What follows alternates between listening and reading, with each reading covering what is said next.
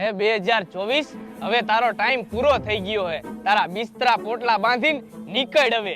2025 હું અહીંથી વયો તો જઈશ, પણ તમારે બહુ મોટું સન્માન કરીને મને અહીંથી વિદાય દેવી જોઈશે. 2024 તે એવું બધું શું કર્યું હે કે અમે તારું સન્માન કરી? તારું મોઢું જ સન્માન કર્યા જેવું નથી.